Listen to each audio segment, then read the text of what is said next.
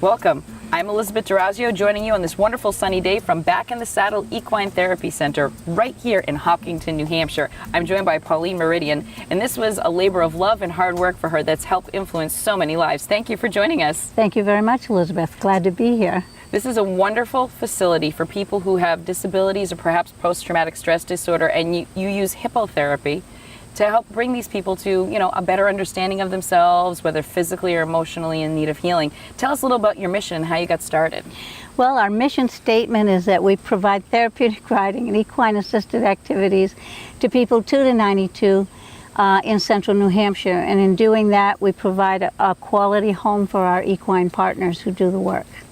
Horses have a unique ability to connect to someone, and we've all seen, Americans have a love affair with the horse, but really what people don't realize, unless you've worked with horses quite a bit, is a horse can actually match your breathing. They can match your heart rate. They pick up on so many things, and they adapt to you. So tell us how some of your special partners here make other people's lives better.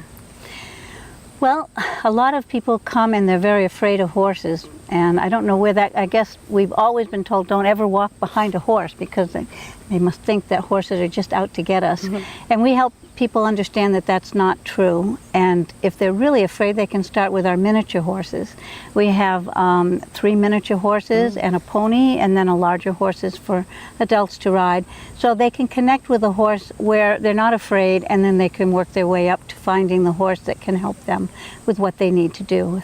One of the things I know you're working on this year in particular is your Veterans Outreach. Tell us a little bit more about your Ride Up program.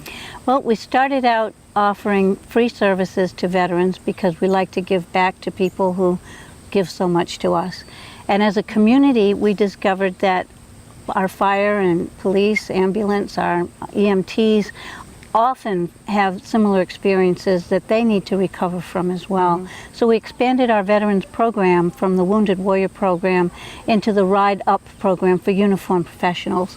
So we do a lot of grant writing, a lot of community soliciting to fund that and make sure it always stays free of charge to the participants who come out to us. It's been known to be very helpful for PTSD, depression. We have an epidemic of suicide in the United States and in New Hampshire with our veteran population, and we work very hard to help be a little bit of a help in that statistic. You also help a lot of young people, particularly with autism or other disabilities. Tell us a little bit about some of the things like the trail and things around here that help them deal with their sensory problems. We have a sensory trail that we're still developing. We're always changing it up. It has sounds, it has touch, we have chimes, and recently we had essential oils. We had a student who said, I want to smell interesting things. So we have a mailbox that's full of essential oils that students can taste, can smell. And now with the organic garden ripe and ready, we have basil and peppermint and other smells that they can taste as well.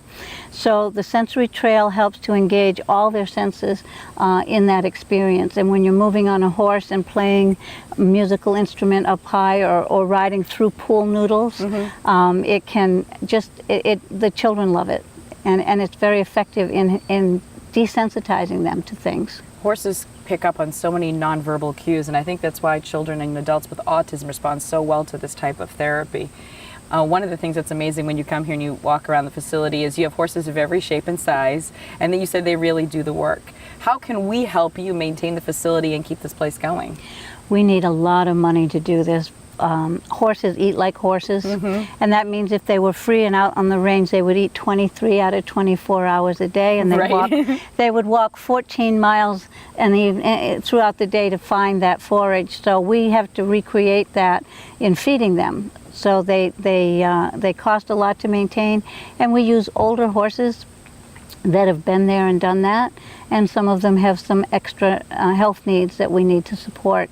So anybody that has access to grant writing or understands different organizations that would like to join us in this mission to help us to keep all these people back in the saddle would be very helpful. Well, that sounds great, and I'm sure there's many people in our audience who would love to join you here at BITSEC.